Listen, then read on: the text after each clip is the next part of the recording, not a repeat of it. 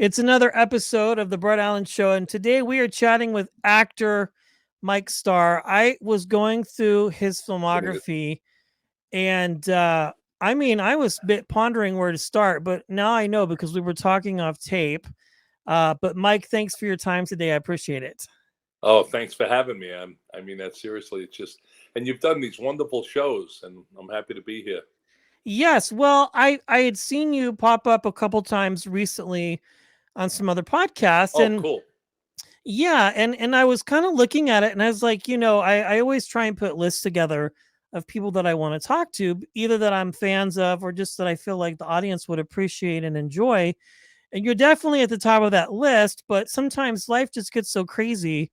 But I'm glad we found a moment to talk because I don't think, if you turn on the television and put something on, I think you probably pop in it up on it or in it at some point, whether it's a long series or whatever. So we were talking about this before we recorded, and I think the interview or the audience would find it interesting about your wife because you were texting her and she was saying, got to do this, do that. But you guys met, you were saying at Summer Stock in Yeah, theater back in 19, what was it, 70? 73. I 73. just gotten out Okay. of Hofstra, and I was searching for truth and everything. And Tom Bray, who you'd see in things like Riptide back in the day, and produced and worked up in. Now I think he volunteers teaching in uh, various places, but he was producing up in Portland. And he said, Mike, and he was a freshman. He's a real go-getter, wonderful human, wonderful family he has now. And but he said to me, I think his daughter just got in some big film, but he said, Mike, could you just? I said, come on, I'm not, I'm dropping out of theater. I want to find meaning. He said, just do one show. And I wound up doing 2 summers there. It was great. And my wife Joanne was in this small town and was a music major in college at the time and playing the flute. And yeah, we got married 2 years later. Yeah, So same as you, Zen Master. Huh? wow, that's awesome. I love it. And Hofstra, of course, my goodness. Um, so really, when you set out to go to college, and was acting something that you immediately had thought about, or was it something that That's a came great about question. as a part of this conversation that you just shared? Because again, your filmography is massive, and of course the theater as well. So I think it's interesting to kind of find out where you got your start when you were You bit by the know, bug. I got to give my brother, who you see the name Bo Star, we did about 6 films. I got to give him so much, most of the credit. But interestingly enough, I love film. I watch films at night, like a lot of people, but I'd watch in New York late at night. I'd watch films and I was moved by movies like On the Waterfront, uh, and Joe Papp, I don't know if you know Joe Papp is famous for started the New York Shakespeare Festival, real Yes. neighborhood character and on everything, just a visionary. People had battles with him. That Joe, this and that. All right, but he did so much great stuff, and I eventually got to work at the public theater down there. But they would bring. I lived in a housing project, a real blue collar working class place that people moved out of Brooklyn to Queens or whatever, where I'm from, and it was just a magical neighborhood. And there was a project across the way, all the local 3 workers, electricians, and whatnot. So it was just, you were around so many kids. So I was interested, but Joe Papp brought Shakespeare in the Park to the neighborhoods. He had this great idea, which I benefited from. And I literally saw James Earl Jones, Roscoe Lee Brown, both who I got to thank. And I don't know if you know Cleavon Little is. If you saw Blazing Saddles, he had been famous Yes. for other things, but he did like a rock Hamlet and walked through the audiences and talked to people. And I remember having this great, inspiring conversation with him around the Good Humor truck. I said, I think I'd like to do theater, and he gave me all this advice as he's getting ice cream and was standing there, and it was really a special experience. So I tried in my school also. I had something at one point when I was like 11 years old. They didn't know if it was a kind of polio or it was rheumatic fever. Then they thought I had heart trouble. So here was this guy. I wanted to be a football player and this and that, like my brother, who wound up playing professional in 2 different countries, U.S. and Canada, but who goes under the name Bo Star, but he was Bill Starr. I had 3 older brothers. And all of a sudden, I'm at this city, the top team in the city and the Catholic schools, whatever, and I can't play because they wouldn't. And I play with the guys on the side. They say, "Oh, you'd start for that." I started fooling around doing pep rallies because I was the guy, like George Carlin would say, talk about class clown. He used to do a great bit on it. You're not playing sports. Hey, yeah. You find your niche. But I would fool around and impersonate teachers, which could be scary and dangerous in Catholic school in the days. But the senior came to me when I was a sophomore and said, "Mike, would you help me do the pep rally?" And I was doing impersonations of people that a lot of the audience wouldn't know who I'm talking about, Jack Benny and all these people. Oh, And he wow. said, I'm doing a play. We started to do a drama department. Maybe they thought we were being communists or something. Just joking. But this teacher, we didn't get it off until our senior year. But he put me, this guy who was so great, this senior, said to me, "Mike, there's this girls' school, this Catholic girls' school that needs a few characters. I'm going to play this part in it, but you'd be great in this part." It was Carousel, Dr. Glass. So I did this thing and I improvised stuff and added little bits, and everyone was laughing. I'm holding the cat, and it was like a 6-minute scene or 10-minute scene. I forget who was trying to, propose to the lead, of course, and I was the goofy guy. And my brother came with his then girlfriend at the time and said, "You got something called charisma and you're going to be an actor." I said, "No, no. Once this clears up, I want to play ball, and maybe I'll be a congressman or something like that. I'm going to be a poli-sci mate. I was an activist and work with kids in the air, this and that, blah, blah, blah." He goes, "No, no, no. You're going to be an actor." And I said, "Football." And he goes, "That's out. Jocks are out. Musicians," and I don't know how rude I can be. "Well, musicians and actors are what's in there." He put it, popular. So anyway, he said, "They're out. It's the late 60s we're getting into here. My brother Jimmy's going into Vietnam. My oldest brother had been in the Marine. And here I am saying, what am I going to do?" And one day, my dad, who was the greatest on earth, little Pete guy, the greatest from a small town in Massachusetts, son, and his parents were Polish immigrants. My dad and I go to watch my brother at football practice for the Jets. He was almost in the Super Bowl for a lot of crazy reasons. He wasn't, but and so many of the players thought he should be. And he became Bo Star later on when I got him into the business. He ambushed me with one of the heads of the drama department and an actress who, like, I don't know if she won best, but Hofstra won like best show my freshman year. But I was a senior in high school, and he introduces me to them. And then he also turned me on to watching Brian Dennehy's brother. Both of them, God rest his souls. Ed Dennehy was this little skinny guy, brilliant actor, drank a little too much. And I watched this play, The Hostage, at Hofstra, and it was, wow. We had 1,100 seat theater. And then I saw one of my idols, Tank Pasquallo, who was an orphan and came in. He did Born Yesterday. And I was like, and he had owned this bar that we were at, but they needed someone that age and that look. And he had taken acting classes or whatever, or drama classes. And I was so blown away by live theater again. I hope I'm not answering too long, but here I am sitting at this bar thinking, okay, I'll do some plays at Hofstra, but I'm going to be a poli-sci major. And when this clears up, I'm playing football, which I eventually was able to walk on. Nice. So, and I was in the drama department. They found out like the second year I was playing, "Don't get hurt." I was on the drama scholarship. So anyway, we're sitting there, and Carol Sika, who wound up being one of my mentors, and her mentor was Miriam Toon, who wound up, she was from the group theater. I don't know if she was involved in the Yiddish theater, but also early live TV director. And there I am sitting with Carol Sika and Lynn Ann Leverage, who wound up having a big career in soaps and everything. And Carol Sika's telling me about this core program.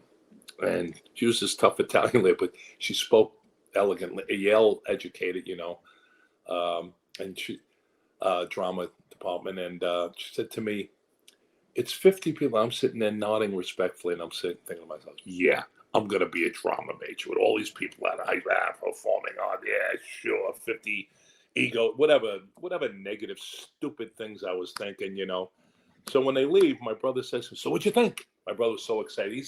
He's helped so many people start careers in different worlds, and he was a big, like, "You got to get out of the neighborhood and do this." So he said to me, "What'd you think?" And I said, "What about them? Your drama?" I said, "Are you serious? Drama?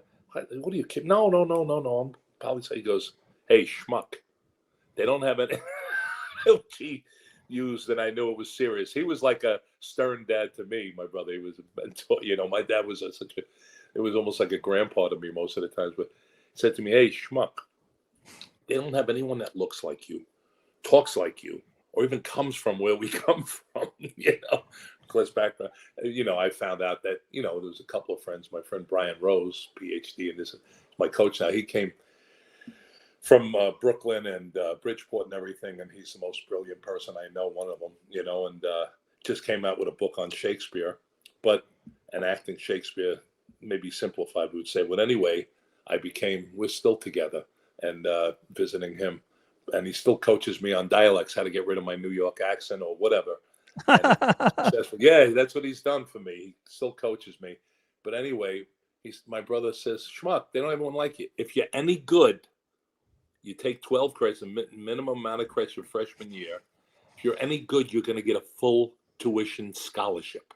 Wow. I went, "What?" I swore to them. They loved you. They really wanted you to. They want you to. So I did, and I wound up staying the extra 4 years because it was full tuition. Mrs. Deneen, his mom, she always found ways, and I wound up doing different jobs. Like was a peer teacher, Jerry Rosenfeld, real visionary, progressive, cultural anthropology, talk like that, and he had written books and just really a really phenomenal classic guy. I know amazing's overused, but he kind of introduced me. I saw things differently of urban and cultural anthropology and everything. And I wound up teaching about theater and film and its relationship to the culture, And so all these great things happened being at Hofstra, I'm trying to say. And then I got to walk on and play ball and still have friends from that and funny stories and exciting stories. But I wound up in my freshman year, I got up there. Brian was like the only freshman in a famous rep company and all this stuff, and Hofstra had the Globe stage. I love telling people why I couldn't play lacrosse. So, hey, did you ever play lacrosse? I love the game, but the team wanted me to be on the B team because I used to come out and enjoy it, and lacrosse was starting to flourish then. And I loved that we were doing Richard III. I said, "I'm sorry, I'm not allowed. I'm on a drama scholarship. I can't play lacrosse, even if it's on the secondary team, because I'm in a Shakespearean play." but that was true, Not that I was any good at lacrosse, but I loved the game, and I just really enjoyed my freshman year. Dr. Miriam Tulin put me up in the front. We all had to do a monologue, and I hope this is a helpful story because it's a Of different course, yeah, story. I That's love our it. story. This is great. So anyway, Dr. Tulin had everyone, and I get up and I did my monologue. I don't know what it was. Who knows? I was doing Brando or something that maybe a play I found or from a movie. And they just said, pick something close to you. I don't know. And Dr. Tulin said to the class, now this young man, Michael here, he could have a career in film right now. I think might have said it's what they call a natural. Said he could do film right now. And I'm sitting there going, geez, then why don't I? But I say to myself, but he wants to be in the theater. And he wants to learn theater. So we're going to have to teach him about the theater. And strangely enough, when I came back into society in the world and tried to get jobs after our first child was born, I found myself having to adjust because we had 1,100. All of a sudden I learned, as they say, my friend Gary McMillan says, big gestures, use big gestures. and but I learned each job I did, and each production. And I even started doing, like, there were directing classes where I'd say, you need an actor. They go, really? You want to? Yeah, I just wanted a chance to always work and play different characters that you may not, looking at a person, be cast in, And it's funny, my fifth year, like I said, did the Mike Starr 5-year plan, I call it. That's a historical reference from World War II, but our history, I love it. the Marshall Plan or whatever, the 5-year plan. But my last year, I decided, this is very old school, maybe people might say old school martial arts from various places in age. But I went back to fundamentals or old school sports. I started sitting in on Dr. Tulin's freshman acting class, and I found myself, and now I find myself still talking to my friend Brian about it. And he gives me free coaching, and we'll just talk. And I find myself when I'm trying too much to think and trying too hard to do this, or when I'm lost, going back to those basics. Brian has taught me with Stanislavski, and Dr. Tulin one time took me my first musical I got to do. We had something called the Spectrum Players at Hofstra, and I believe it was started by Francis Ford Coppola at Hofstra, and it was like the top, one of the top directors, gets a chance, student directors, and one of the conductor from, I remember Palmer Pascal was a musical conductor. It was all student run. It was a great Wow. idea, and I got to do. Um, who's it? Steve Kaplan directed it. He wound up having something. Wrote a book on comedy. Did the Manhattan Punchline Theater. That geez, they got really respect from London Times. My friend Brian did room service with my friend Doug Baldwin, who I did. My friend Doug, we did one comedy night, one act, one night, uh, out on Long Island at an open mic night, but decided that wasn't for us. But we were doing sketches. He wound up writing in Portland, producing a lot of funny commercials. But I was I was getting at. I'm sorry. Sometimes I lose my train of thought. I'm funny. I was always like this when I was 15 years old, even. But basically, trying to do anything I could um, to work on something, which can be dangerous too. Later on, I found myself doing showcase theater that I didn't really like the script or anything about it, but I just wanted to be active. And I was getting Sure. freebies, and I was supporting a family too, and my wife's going back to school or whatever. And you started learning, no, this is taking a, you got to know when to say no sometimes, but that no can bite you in the ass, sometimes when people are not, you feel you're being disrespected. How the hell with it? I just want to work. And you wind up turning something that didn't seem like something on the page into hopefully something great. I mean, in Goodfellas, Frenchie, I think, script wise, I mean, he just put people together, and especially people he trusted, he would let ad lib. And that scene I do with Robert De Niro and Ray Liotta, I mean, I think on the script, Nick Pileggi said, Mike, you rewrote. I said, no, but I had your book and everything. But on the script, if you looked at it, they could cast anyone, whatever. But it just said, I can get past all the alarms. Hey, piece of cake, I can get past whatever it was. I think I don't know. And you don't know. You work with someone like a Barry Levinson, who taught me a lot on The Natural, and Martin Scorsese. When they believe in you, if you've had this body of work, hopefully, and experience from falling on your face sometimes, bad reviews, you know what I mean? It's like when you see people that it comes too easy to sometimes in any ways in life, when disaster hits or trouble hits. I mean, you can even say in military situations when people were used to getting their way, armies or whatever, I'm not going to get president. You just look through history, and all of a sudden, when someone, what is it, Mike Tyson used to say, what's the line about when you really see when you get punched in the face, or some line like that, Yeah. uh, you see what you can do, so many times these little lines in fortune cookies or on herbal TV, but failure is the part of success. I I saw things I did, and that you learn, and then you watch yourself sometimes go, okay. I'm not a big dailies watcher, but when I started getting some things on TV and a pilot, and I would look at myself sometimes on screen, go, oh, I'm really doing way too much. Do you know what I mean? Sure. Yeah. I totally could understand that because, again, just kind of going through everything that you've done features, you've done television, you've done arcs on shows like one or two appearances, and you always bring something different and unique. I'm very curious because you've dipped your toes in theater, you've done comedy, you've done the drama, you've done a lot of things. When you are going to tackle a specific role, um how do you, I guess, for lack of a better term, shed the skin, so to speak, off of Mhm. one character and go Good to question. something different? Yeah. Uh, well, hopefully that's interesting. Shed the skin, because no, you're right. 'Cause especially when people might be known for certain things. I always looked at myself as just a character guy anyway, Okay. and you let your own. A lot of times, no matter who you are, you let your own personality to a degree shine through. But um, I did Mad Dog and Glory, which was totally opposite energy wise of who Frenchie was.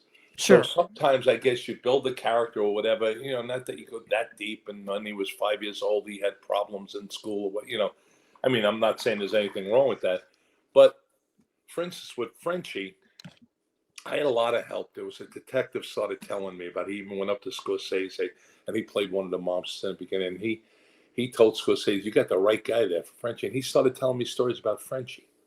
That Wow. Frenchie would come up and he would he was a prankster and a jokester, and he would say, and I'm not sure I got the exact guy right, but I heard that I did from some reliable people, and but he said Frenchie would go up and say, "Hey, you're still fucking your wife," and the guy would go, "What?" He goes, "Here, give her this," and he'd give a diamond ring, and he just loved stealing, and that was his thing. And then also Frank Silvera. One night I was so lucky and blessed. The scene where I passed the key to Joe Pesci, all night I'm doing that, like this, and I'd be on one elbow and I'd do it like I didn't know. And Pesci would come back. He says, "Mike, would you try some right elbow acting in this take?" And he'd break my balls. But a lot of times I was sitting with Frank Silvero, who played Frankie Carbone, and also in him in Godfather 2. And I'm not sure, but he might have helped Robert De Niro with the Sicilian, because Robert De Niro is so exacting and getting everything, the details. You learn so much just by watching him. You don't ask him, "How do you do it? How'd you do that, Bob?" You don't. And I'm not parroting you right now by any means. I'm just saying, as an actor, you don't. People, "Hey, so what should I think of in this?" You know what I mean? You know, Sure. you you learn so much, and then also he brings you out by asking you questions. He's one guy that's not concerned about having to be the center of attention. You know what I mean? It's so great. He wants everyone to be great. He was just. It's just because he gets it. And it's like a World Series Super Bowl champ. Uh, but that night, Frank Silvero and Charlie Scorsese, Martin Scorsese's dad, the three of us were sitting in a diner. We're at the airport, and I just listened to these stories. And they would tell great stories. But Frank stopped one time and goes, "So, Mike, how are you going to play this?" And I did it for De Niro. He loved you. I've always loved impersonations, and not the obvious people. He says, "How are you going to play this part?" And I'm like, "Oh, God. I'm this actor here. How do I answer that? What do you mean? What do you mean? How am I going to? No. Like people say, "Hey, can you talk Texan? Can you do that?" Or whatever, let me hear your accent. And you go, "No, no, it's all right." But anyway, before I could even answer, he said, "No, the reason I'm saying something." And it turned out to be such a blessing. He said, the way you are right now, that's the way this guy was. And it might have even caused his demise, as they say, because he just was so emphatic. So taking those things together and reading Nick's book about Frenchie, even scenes they couldn't put in, that energy just inspired me so that I wanted to be. I'm sorry. Okay, I was just letting my wife know I'm doing this. She says I won't be there for a while. She's amazing. She works like she's in her 20s. Old school, super dedicated. I mean, and this is not because she's my wife. Just enough people tell me around the world and places. She's one of a kind and really superior. Just great. I shouldn't say superior. I mean, just superb. So anyway, and from the heart, I mean. Um, so I took that.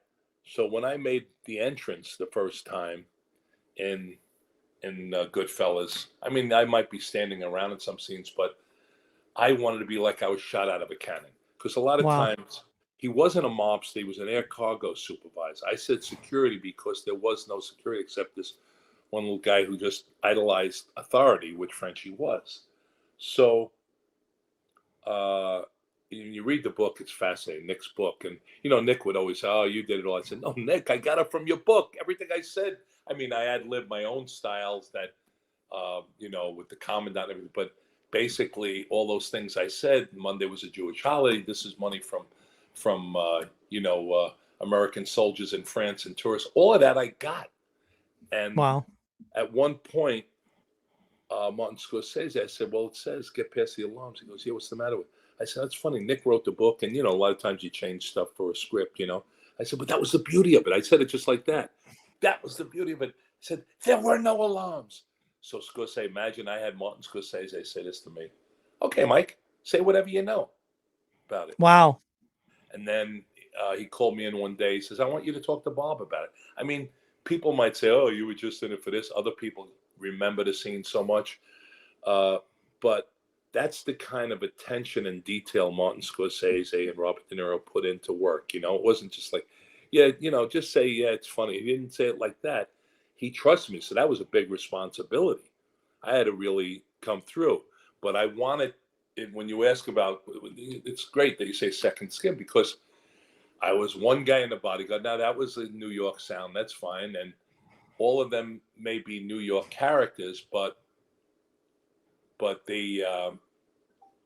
there was Frenchie, and it was, what a thrill that I seem to remember with the lighting and the music that you almost feel when Frenchie enters. Not that I have my own mute, but it was like, so almost like that. I forget. I just got that feeling, and that's what I wanted to be like.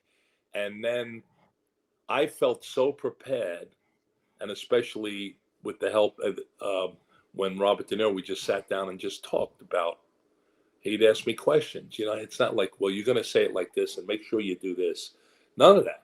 The only thing I Wow. was told to do, Martin Scorsese asked me, Ray has to get this thing about, and it's a real quick thing about the security guard. Yeah, it's a real square badge, something like that, some comment like that. And he says, just leave a space. I hope I did leave enough space. But I wanted to be a guy, and I like to think that Robert De Niro told me, when I do this, get louder or whatever. I don't know, but I just can't say enough about, because I've worked with Robert De Niro a few times. Not everything always made the screen, but but there was something, and also readings at his place. There was something I wanted to be. The more he did that, I wanted to be just so enthusiastic. And you see later on that important, very important scene where with the fur coat with Frank, and he, by the way, was the only person allowed to speak Sicilian or Italian in the movie. People Wow. say, you did a mafia movie, or you did Italian. I said, no, no, no, no. There were people that were Italian. Yes, there was a point of, so in the book, organized crime, whatever, higher ups, like Paul Sorvino's brilliant character, who, all right, yes, he was a powerful guy. And Frank Vincent's character, God rest his soul, just wonderful in every way to me. As Paul is too, was, in different jobs I've worked, but Frank's character was a made man, right? So that was honored later on by Pesci being killed, because there were rules. It's not a matter of, running, hey, they were Italians, this and that. No, no, no. It was more of a matter, you could put it in the medieval times or a samurai warrior movie. There were rules, so, and we weren't that. We were, serfs. We were, as the fellow they did about, was it not Green Mile, on the bus, the green, the great thing, Peter Farrelly did. The Farrelly Yes, book. I know what you're talking about. The Yeah, name escapes me. he wasn't known then. His son is pretty active in film, but he was just doing stuff, and he wound up on I think on The Sopranos, but he had been worked at the Copa, and he was just this really nice guy. And you say he was so impressed with my wife's story, and he said, "And you're an earner, you're an earner." Now they didn't use all those terms across the board, but I know Sopranos in some movies have changed a lot. Like I never heard the term whack, to tell you the truth, but not that I was involved or anything, but some people said, yeah, and so they didn't hear that whacked. I'd always thought me and being hit with a stick or something, but then they came up with, and that became like people would just say it normally. You'd get the ice cream man say it. So when you got whacked in the movie, I said, what? You talk like that? And my friend Chris Caldovino, wonderful actor, who's doing something. Now he said he had heard in Brooklyn the term Goodfella. I think that's what he said to me. I hope I don't have it backwards, because you'd hear good people, from people that live maybe downtown and little this, and they say, hey, he's good people, you know. I lived in such a, I don't want to say sterile, it was great, such a mixed area, and such a, it's almost like you didn't have, you know, someone say, oh no, this guy's Irish, he's Italian, he's Jewish, he's Polish, or he's African American, you know, he's Puerto Rican. There was like you were in the neighborhood. I mean, you know, you knew there were different cultural backgrounds to a degree, but it wasn't until I got older that I really saw this entrenched feelings in different places, almost if I can say separatism. But but the identity was we were just in our court area. We were who we were. Hey, fun with guys who play punchball and not the best athletes, but they were like cartoon characters, my friends. You know, I didn't grow up with guys. Hey, I got a ice going on. You know, it's fine what people do, but people would interview me and say, "What was it like growing up the Goodfellas?" I said, "I didn't. It was a blue collar area." But I know I've rambled as usual, but back to that creating that character, I think not to compete with anyone, but I've always felt that I'm the best Mike Starr I know. Do you know what I mean? I Sure. may not be the best for such and such character, but the more you bring out your own unique, and it can work against you too. I mean, Jim Carrey and the Farrelly brothers, they told me Jim insisted on not having a stand-up comedian in Dumb and Dumber. Not that Yeah, I've heard that before. there's brilliant actors who, you know, are in, do stand-up. You know, I'm not saying, oh yeah, well, no, we know that, but but but it was like they didn't want a guy known. You know, they say, oh, I know him from the comedies, and they wanted a guy who had been in those movies. Maybe 20 years later, it bit me in the ass. 25 years later, only twice, where someone would say, well, some young person would say, isn't he a stand-up? Well, doesn't he? Did anyone take him seriously as a mob guy or a union? It's funny. People would say, "You kidding me?" And old school film people would say, and casting people would say, "We'll send you footage." He did one comedy like that, you know. So, um, so that's shedding the skin. I don't know, maybe because it's a great way of putting it, shedding the skin, because you have someone that's so well known for a character like iconic characters on Seinfeld.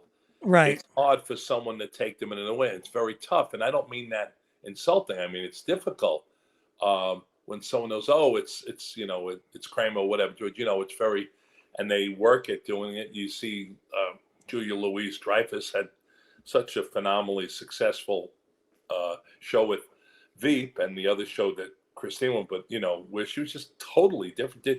You morph, and that's what you do. We're actors, you know, and it's tough because sometimes people, there are certain characters that are really so well known and maybe over not over the top way, but that where people for the longest time would say no, they do screenings, and you'd hear stories no, and meanwhile the guy was solid, or the woman was solid in it, but you know people don't know audiences. You know it can be crazy. It can be crazy, and you it not to elevate British or Irish or Australians, but you watch shows, some of the funniest people played some of the heaviest roles, you know, and Sure. vice versa, you know, because you're actors.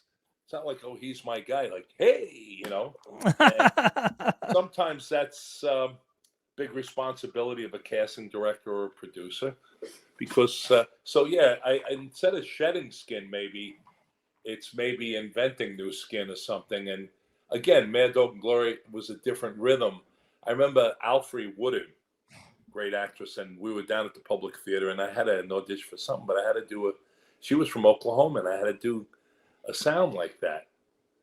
And she said to me, you know, and I had studied dialects. She said, "You can do this. In fact, you look like people in the area that I knew, you know." And Oklahoma, she said something like that to me. She said, "You could." Said, but it's not just an accent, Michael. And I learned from it. She said, it's your like New York. I was like 34 or 35 at the time. It's your forward motion, you know? So you start learning that and things you learn in the theater that different time periods, different cultures, different, you know, cities or country or whatever move differently. So Wow. I think it's part of it, and it's an organic feeling. I think just it comes from. I think Mamet would say everything's on the page. Yeah, yeah, because when I watch a lot of the things that you've done, it's just also varied and different. Absolutely. I know you probably get asked Dumb and Dumber questions all the time, but I'll Oh, I go at love it it. from a different angle. Is that the thing that you're most recognized for? I mean, you've done Mob Doctor, you've done, I mean, there's just a lot of like Well, it's so interesting. many amazing. I know it's the first. I was just looking at that. That popped into my head, but really, I mean, just all the other shows, Mr. Mercedes. I mean, Yeah, I love when I get um, recognized. I love like getting recognized for Miller's Crossing because it doesn't have a broad coverage, like audience. It's very right, specific, it seems.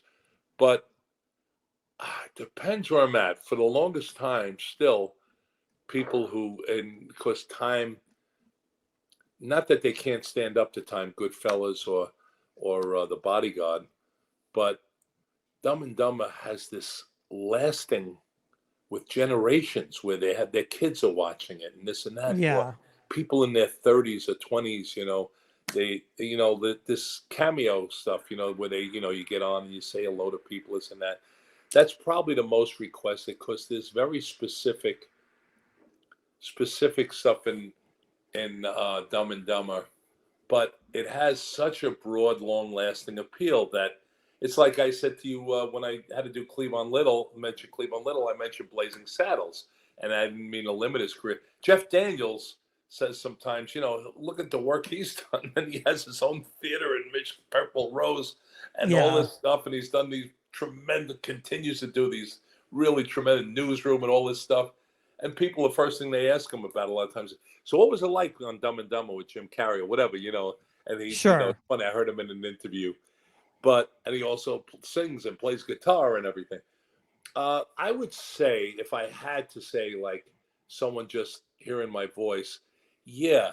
But I've had an interesting phenomena happen recently in the last few years, and you're gonna know in a second. I remember being in my oldest daughter's neighborhood in Chicago, and there's a famous. I'm trying to remember Nick's and Sal's. It's one on the it's been on, I think, probably the Food Channel. A guy Fieri might have been there or whatever. But I go into this place with my son-in-law and my grandson to pick up this pizza because I just love it so much. It's not the deep dish. They have that too, I'm sure. But what I'm saying is that they had this great, and they had this very lively restaurant to the side. And I'm in there, and it's like the kitchen's going at it. And there's five young guys, I think, of five different diverse ethnic groups. It seemed it was almost like casting a commercial now. It's funny. Like there was like five different, and they were all guys, in their, I'd say, late teens, early 20s, working there. And they went, "Oh, you're that guy." And they hear my voice. They know the voice. I said, "Oh, I know. Dumb and Dumber, right?" No, no, I don't know. Goodfellas. You mean? I'm sorry, Goodfellas. No. Now they tell you're the guy in the office. yeah. I was gonna I say did one that's what I episode. would. I would if That's I what I'm were. getting a lot now. Yeah, I was gonna say if I came across you in public, I would say The Office for sure. Interesting. How old are Just you? Can you tell me your age? Because I'm fascinated. 47. So How much?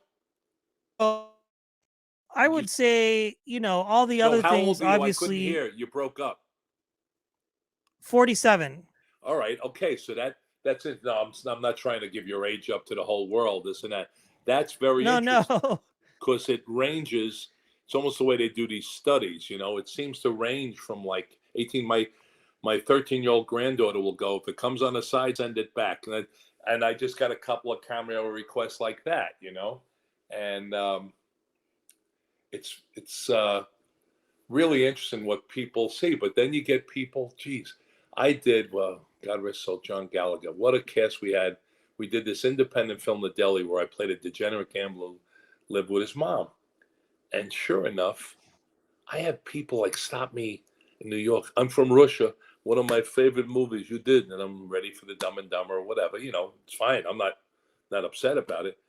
And he says, The Deli. I went, what? This is like 20 years ago.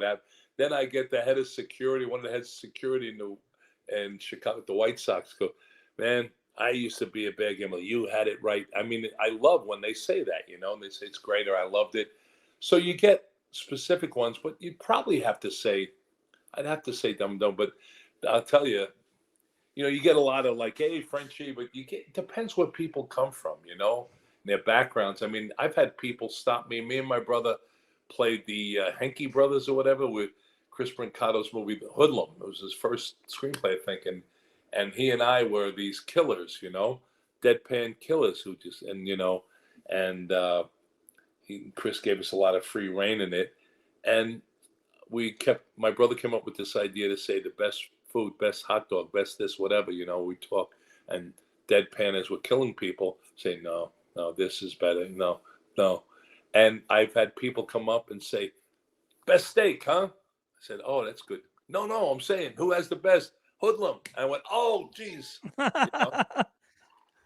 I love it. Yeah, I think it's great. I mean, obviously, Dumb and Dumber would be a hit, or any of the other projects, but definitely, I think I was just rewatching The Office recently, so that's what comes to mind with that. If I order a side salad and it comes on top, I send it Yeah. back. Um, Hilarious, and just that whole situation of hijinks. Well, I tell you, I have one last question here, and it's Sure, just so whatever you'd much like. amazing stories. I We can mean, do this again whenever you want. yeah, absolutely. Um, just kind of talking about these experiences early on in theater, and then really coming across all these amazing people and getting these opportunities. Because outside of obviously the hard work, your career moved quick and fast, but was there ever any sort of one piece of advice that any of these amazing directors or actors gave you Oh, that God. sort of sustained you? I mean, it's probably a pretty broad question because you've worked with so many amazing people. No, it is. I mean, yeah, you mentioned people. It could be Gene Wilder. Gene Wilder had told me that, which came in handy on some films, and people would say, no, Mike Starr knows how to do this.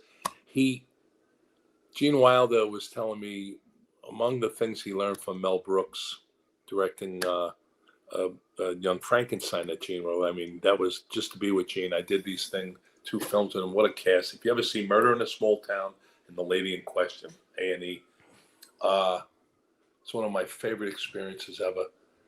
And Gene had said to me what he learned, and it's kind of subtle. I mean, I learned things from Dustin Hoff and of course De Niro just watching him. He learned about Mel Brooks taught him how to get out of a scene and into the next scene, and Wow. that's very important. And I remember I was working with Nina Vardalos. We did a bunch of people. We did this Rachel Track. We owe so many cool people called I Hate Valentine's Day, and she did a Big Fat Greek Wedding, of course. And she stopped people, and you had ad libbers, and some people went on to do some great writing and this and that and acting. And she said, "You see what Mike Starr's doing? He knows how." If you pay attention, I was so embarrassed, and people were teasing me that heard we were in a van and then on the set. He knows how to get out of the scene, like when I asked ad lib, because it helps me lead into the next one. I went, really? Wow. But as far as advice, career wise, oh God, there's so many people that told me. But I mean, John Lithgow helped. I'm trying to think. There was a producer, Phil Goldfarb, who would always tell me, and I never worked as a producer. He did everything. He was an AD on Taxi Driver, but I would run into him and we would talk. And he was always telling me about not being desperate in an audition, about the old school saying, never let them see you sweating. I mean, you always have to walk in. He said, especially in LA, he said, you got to act like you're on a golf course when you're auditioning or meeting people. It's got to be like, hey, can I join your foursome? No? Oh, mind if I play through? You can't be like, I really could kill in this part. You know what I mean? Or I need to my family or whatever, And people are like, whoa. So uh, I one big thing I learned back then, there was an actor, Bob Donnell, Korean War veteran, this guy, and he was one of these regional theater guys, like out of St. Louis, and place where I think Christine Baranski and all these people, had their groups. And I worked their rep theater. I worked in Buffalo, had Studio Arena Theater, really good theater, 1981, I think, right? I went up there, I did Of Mice and Men. And Bob was like this really cool, when I say cool, like he would play in the Mice and Men, he played Slim, the wise, the guy being around. And Bob was just this really, there was something very solid about him, and I don't want to say world weary, but just very wise, and didn't talk to me like the whole first week or so. And he said, hey, we wound up sitting together. And Steve Henderson, look him up. He was in all of the August Wilson Fences.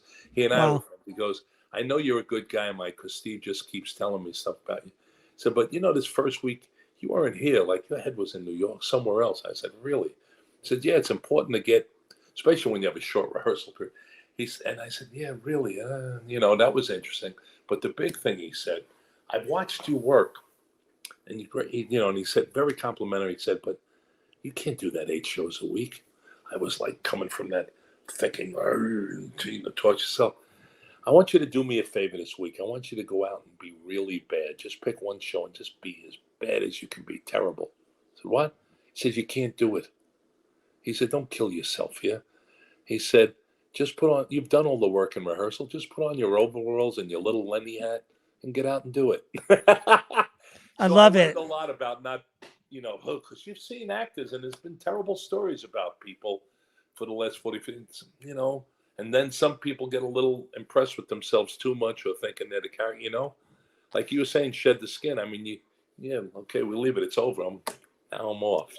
Yeah, yeah. I would imagine just with as much as you've done and really having the longevity that you've had, and continuing to work, is because of that. I tell you, Mike, this has been like one of the most fascinating conversations. I would, Really? l- Can I I, tell you one thing that Bob said to me?